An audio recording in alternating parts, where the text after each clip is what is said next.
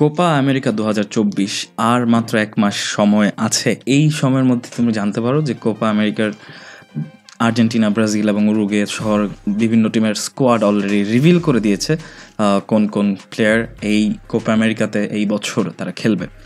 এবং এটা পাবলিক রিয়াকশনই মোটামুটি সব জায়গায় আমি দেখেছি যে ব্রাজিলের স্কোয়াড দেখে most of the fans and football এনথুজিয়াস্টিকরা অনেকটাই হতাশ। মানে ওরা ভাবতেছে যে ব্রাজিল হয়তোবা একটু পিছিয়ে আছে সবার থেকে।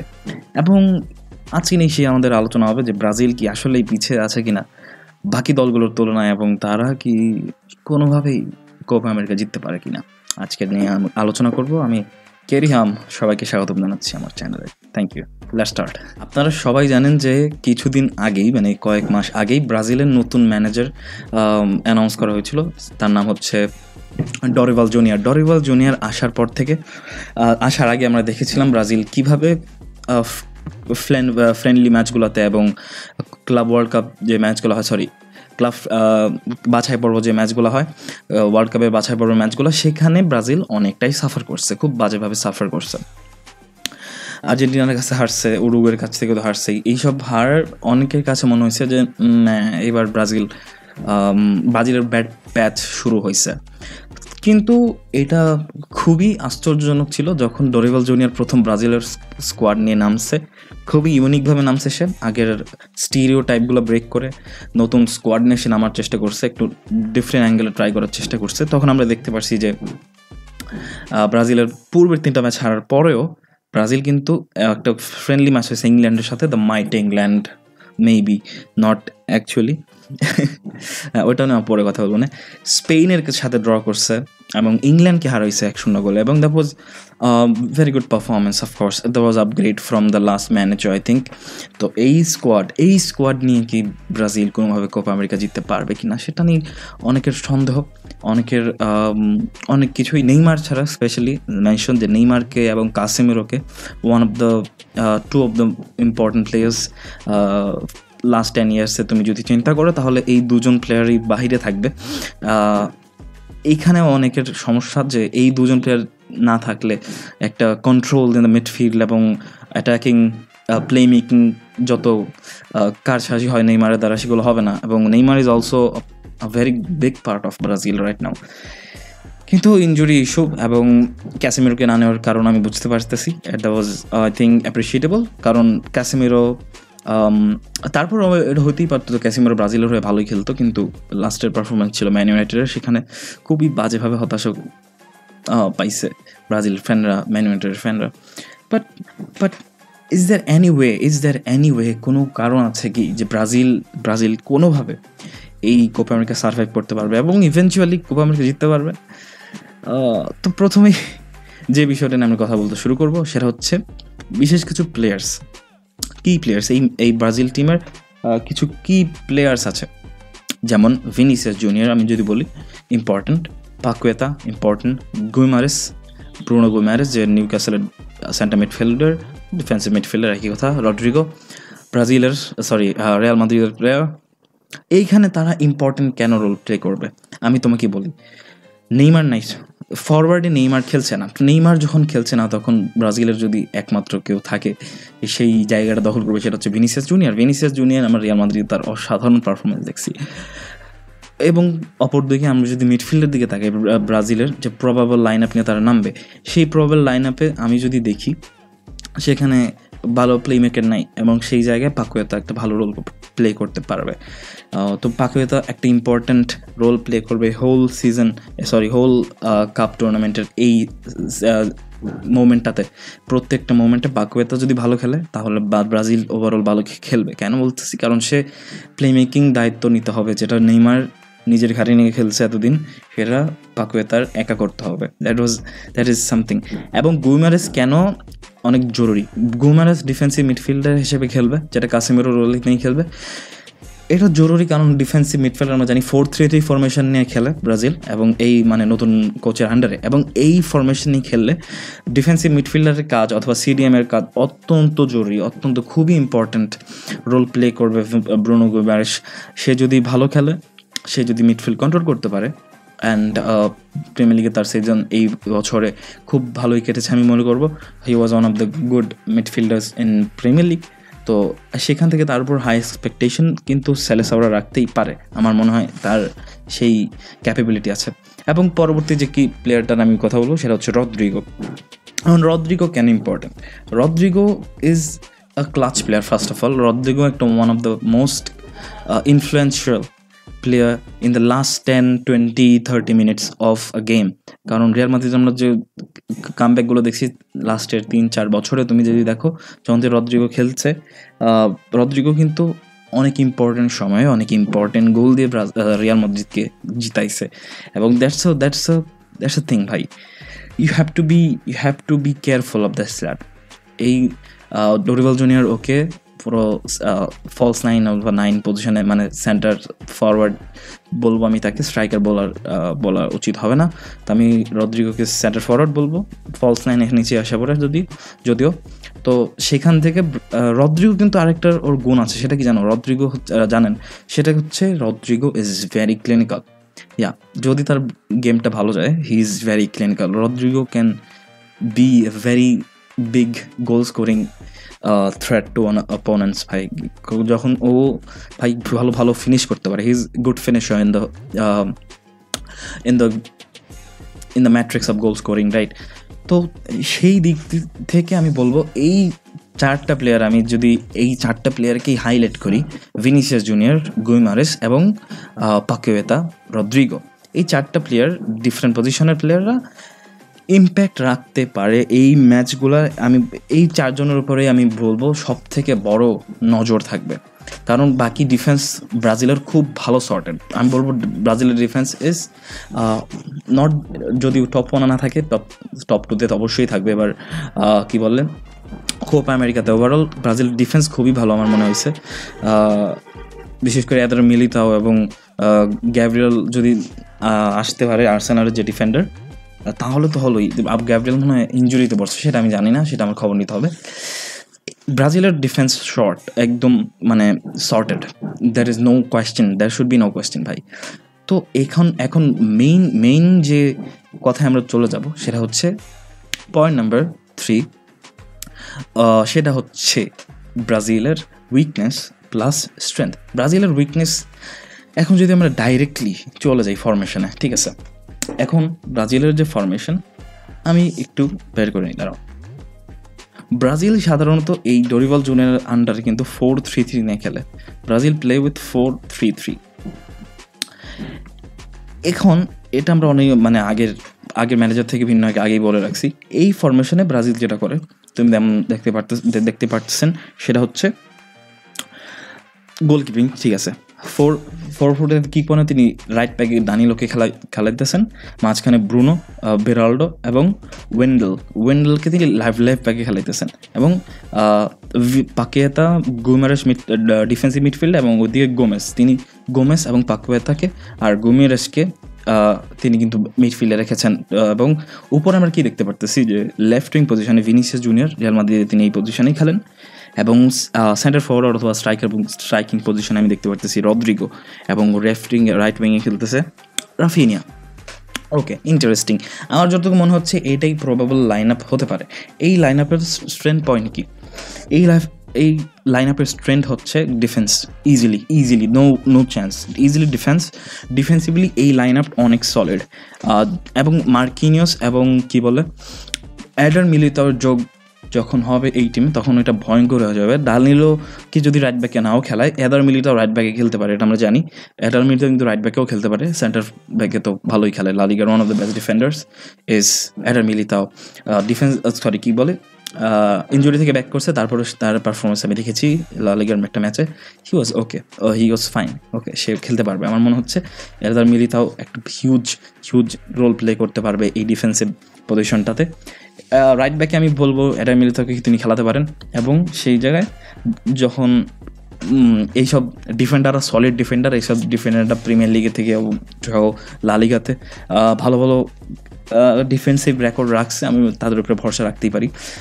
এই ডিফেন্স আই থিঙ্ক ব্রাজিলের গর্ব করা উচিত। ব্রাজিলের কয়েক বছরের ডিফেন্সের তুলনা থেকে আমি বলবো এটা অলমোস্ট পারফেক্ট। জাস্ট ওই ফুল ব্যাক পজিশনটাই আমি বলবো একটু কমতি থাকতে পারে, but I think that's yeah full back পজিশনটাতে মিস করবে। যদিও ফুল ব্যাক এবং টিপিক্যাল ফুল ব্যাক, এটা মেক শিফট ফুল ব্যাক, যেমন ডানিলো কিন্তু পুরো makeshift full back role play করছে, তিনি কিন্তু out and out full back না। সো মেক শিফটরা কেমন পারফর্ম করবে এটাও একটা দেখার বিষয়, কিন্তু তারপর আমার মনে হচ্ছে যে মেক শিফট হওয়ার পরেও ডিফেন্সিভ দিক থেকে ফুললি প্যাকড থাকবে ব্রাজিলের ডিফেন্স। এদার মিলিতাও যদি রাইট ব্যাকে খেলে তাহলে একটা ভালো আশা দেখা যেতে পারে, কারণ হি ইজ ফাস্ট এবং একটু বল প্লেইং করতেও পারেছে। এখন আমি যদি মিডফিল্ডে আসি, মিডফিল্ডে উইকনেস কেন বলবো? মিডফিল্ডে আমি কিন্তু গুইমেরিস, পাকুয়েতা এবং গোমেজকে একদমও মানে করছি না, ব্যাশিং করছি না। They are very good believe me. কিন্তু ব্রাজিলের মিডফিল্ড ভাই, ব্রাজিলের midfield is something that you should cherish. ব্রাজিলের মিডফিল্ডে এইবার মিডফিল্ডের সমস্যা হচ্ছে ব্রাজিলের মিডফিল্ডে কোনো এক্সপিরিয়েন্স প্লেয়ার নেই। কাসিমেরও সেই এক্সপিরিয়েন্সটা তোমার কাছে আনবে, উইনিং মেন্টালিটি। এই তিনজনের একজন কিন্তু সেই উইনিং মেন্টালিটি হওয়ার মতো মানে ক্লাবে খেলে না। যেমন ওয়েস্ট হামে খেলে পাকুয়েতা, গুইমেরেস খেলে নিউ ক্যাসল, গোমেজ হয়তো বা ওয়েলভসে খেলে, আমার যতটুকু মনে পড়তেছে, আমার খুব একটা খেলা আসতেছে না। তো এইসব টিমে যখন তুমি খেলবা, I am not disrespecting anyone, mentality একটা অনেক বড় ফ্যাক্টর হতে পারে। এইবার ব্রাজিলের এইবার কোপা আমেরিকার টেনিওরে এইসব দিনে কীভাবে ব্রাজিল ডিল করবে সেটা একটা অনেক বড় এক্সপেক্ট হইতে পারে। আমার মনে হয় যে এইবার একটু এক্সপিরিয়েন্সের ঘাটতি, একটু মেন্টালিটির ঘাটতি হইতে পারে।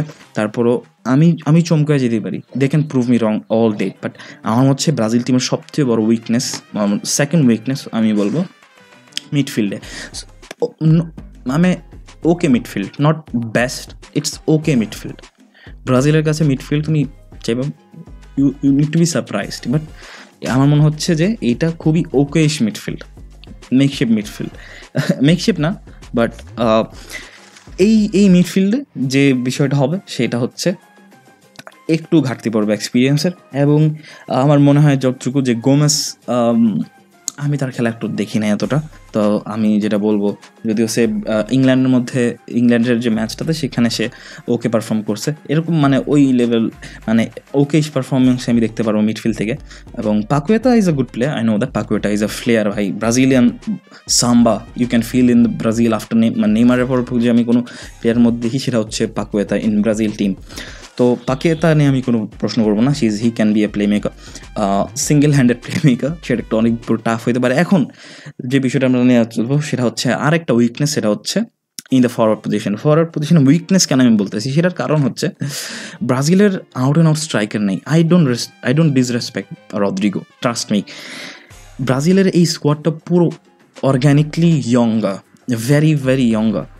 বিশেষ করে ফার্স্ট মানে প্রথম লাইন আপটা, আমি জানি এটা রিয়াল মাদ্রিদের লাইন আপ না, কিন্তু রদ্রিগো তো স্ট্রাইকার না, এটা বুঝতে হবে। রদ্রিগো ফলস লাইনে খেলবে এবং সেটা কতটা ইম্প্যাক্ট করতে পারবে, বিশেষ করে উরুগুয়ের মতো টিম, এবং উরুগুয়ে ডিফেন্সিভলি সলিড, এবং সেই সাথে আর্জেন্টিনাও ডিফেন্সিভলি সলিড বলতে পারো, কিন্তু উরুগুয়ের মতো টিম ইজ ডিফেন্সিভলি হিলারিয়াসলি সলিড ভাই। তো এইসব সলিড টিমের সাথে ফলস নাইন হিসেবে আমি জানি না রদ্রিগো কী করবে, I don't know, but he is a clutch player, এটা আমি জানি। কিন্তু ওই যে বলো না, নেইমারের অভাব এই খেলায় অনেক বেশি বোঝা যাবে। নেইমারের অভাবটা তুমি অনেক বেশি দেখতে পারবে। তো সবার উপর যে আমি বলবো নির্ভরশীল থাকবে সেটা হচ্ছে ভিনিসিয়াস জুনিয়র যে পারফরমেন্স করতেছে এই বছরে he is the best player currently, এবং এভাবে যদি সে পারফর্ম করে তাহলে আমার মনে হয় ব্যালন ড'র জিততে পারবে। কিন্তু এই ব্রাজিল টিমকে যদি ভিনিসিয়াস ক্যারি করতে পারবে কিনা সেটা একটা প্রশ্ন হইতেই পারে। আই থিঙ্ক তার উচিত, কিন্তু এখানে একটা ছোট্ট মানে ক্যাচ আছে। রাইট উইংয়ের কথা বলি, Raphinha okay, he can perform in certain days but not all the time. ব্রাজিলের হয়ে তাকে আমি খুবই ভালো পারফর্ম করতে দেখেছি, এটা বলতে পারবো না, তবে he can perform in his day. পিএসজির সাথে ম্যাচটা আমার মনে পড়তেছে, বার্সেলোনার, সেখানে সে ভালো খেলছিল। এরকম একটা ম্যাচে যদি সে ভালো খেলে তাহলে আমার মনে হয় ওরকম টাইপের খেলা এই কাপ ম্যাচগুলোতে কনস্ট্যান্টলি রাখতে হবে, তাইলে মনে হয় যে ব্রাজিল শর্টেড থাকতে পারে। তাছাড়া ব্রেকডাউন হইতে কোনো সময় থাকবে না, কারণ কোপা আমেরিকা বাকি দলগুলো অনেক সলিড মনে হইতেছে, বিশেষ করে উরুগুয়ে। আর্জেন্টিনার কথা আলাদা, আর্জেন্টিনা অনেক সলিড 2-3-4 বছর ধরেই, কিন্তু এবার আরেকটা সলিড টিম হচ্ছে উরুগুয়ে একটু স্ক্যারি, অনেকটাই স্ক্যারি আমি বলবো। উরুগুয়ের সাথে আর্জেন্টিনা হারছে, ব্রাজিলও হারছে ইন্টারেস্টিংলি। এখন যেটা আমি কথা বলবো সেটা হচ্ছে ভিনিসিয়াস জুনিয়র কেন রিয়াল মাদ্রিদে এত ফুইটে উঠছে, তার মেইন রিজন কি জানো? Toni Kroos. That's all. আমি যেটা বলবো, ভিনিসিয়াস জুনিয়রকে আমি he is currently the best player in Europe, কিন্তু এই বেস্ট প্লেয়ার হওয়ার কারণ কি? It's Toni Kroos ডিকটেটস the midfield of Real Madrid. ওই পজিশনটাতে একদম ডিফেন্সিভলি যে হেল্পটা করে ভিনিসিয়াসকে টনি ক্রুস, এবং তাকে যে ডিরেকশন দেয়, তাকে প্লে মেকিং করে, তাকে ডিরেকশন দেয় যে কোথায় যাইতে হবে, কীভাবে বলটা দেবো, কীভাবে গোল স্কোর করবে। Toni Kroos is on field coach of Vinicius junior অথবা ওভারঅল রিয়াল মাদ্রিদ টিম। এই টনি ক্রুস তো ব্রাজিলে নাই ভাই। এখানে একটু সমস্যা হয়ে যাচ্ছে, এখানে একটু প্রবলেম হয়ে যাচ্ছে। এখানে পাকুয়েতার রোলটা ইম্পর্টেন্ট। পাকুয়েতা টনি ক্রুসের রোল পূরণ করতে পারবে না, কারণ he is not that type of player. কিন্তু পাকুয়েতাকে, ভিনিসিয়াস জুনিয়রকে প্রচণ্ড সাপোর্ট দিতে হবে। ইফ পাকুয়েতা এবং ভিনিসিয়াস জুনিয়র একসাথে রাখতে হবে। আমি বলতেছি যে লেফট উইংয়ে ভিনিসিয়াস জুনিয়র যদি খেলে, অবশ্যই এলএম যদি এখনও বলা হয় না, সেন্টার মিডি বলা, এলএম পজিশনে আমি অবশ্যই পাকুয়েতে রাখতে হবে। পাকুয়েতে যদি ওই পজিশনে থাকে তাহলে দুজনের মিক্সচারটা জম্বি হইতে পারে, আবার ড্রাগনও হইতে পারে। You know what I mean ভাই। তো এইখানে একটা বড় ক্যাচ হইতে পারে যে এই পজিশনটাতে ভিনিসিয়াস জুনিয়র এবং পাকুয়েতার কম্বিনেশনটা কীরকম হয়। তাদের কম্বিনেশন ভালো হইতে হবে, দ্যাটস বাধ্যতামূলক আর কি। ওইটা ভালো হলে আমার মনে হয় ব্রাজিল একটা কিছু করতে পারে, করার সম্ভাবনা অনেক বেশি আমার মনে হচ্ছে। তো আজকে তো অনেক বিষয় নিয়ে কথা বললাম। এখন যে লাস্টের টপিকটা সেটা হচ্ছে কী ফরমেশন হতে পারে। তো ফরমেশন খুবই ইজি আমার মনে হয়। ডরিবাল জুনিয়র ফরমেশনে খুব একটা চেঞ্জ আসবে না। 4-3-3 তিনি খেলতেছেন। 4-2-3-1 ইংল্যান্ডে নেমেছিল, সেখানে তারা 4-3 খেলছেন। I think is very confident manager, visionary manager. আমি বলবো না ব্রাজিল ফ্যানরা অনেকটা আশা করে যাও একদম যে ফেভারিট হিসেবে নামতেছে ব্রাজিল, এরকমটা কিছু না। ব্রাজিল এবার খুবই ইয়ং প্লেয়ারদের নামাইতেছে এবং ইয়ং প্লেয়ারদেরকে সুযোগ দিচ্ছে ডরিবাল জুনিয়র। খুব একটা উল্টাপাল্টা এক্সপেকটেশন না রাখাই ভালো, কিন্তু they can surprise you in occasion. I will definitely say that young প্লেয়াররা ওকেশনে সারপ্রাইজ করতে পারে, but the sense of experience যেটা প্রয়োজন সেটা আমি এই টিমে দেখতে পারতেছি না, একদম ল্যাক করতেছে। এক্সপিরিয়েন্স লাগবে ভাই, experience is mandatory to win something big, win something huge, এবং সেটা আর্জেন্টিনা এবং উরুগুয়ের টিমে আছে। You know what I mean ভাই। এখন আমার যে ফরমেশন হবে 4-3-3 যাওয়া উচিত ব্রাজিলের, কারণ এই ফরমেশনে তারা ভালো করতেছে। সেম টু সেম আমি যদি বলা হয়, আমি এদার মিলিতাওকে রাইট ব্যাকে রাখবো, ডানিলো এবং মার্কিনিউসের অথবা ব্রিমার কি আছে, ব্রিমার আছে নাকি মনে নাই, কিন্তু ডানিলো আর মার্কিনিউসকে আমি সিবিতে রাখবো দুই দিকে।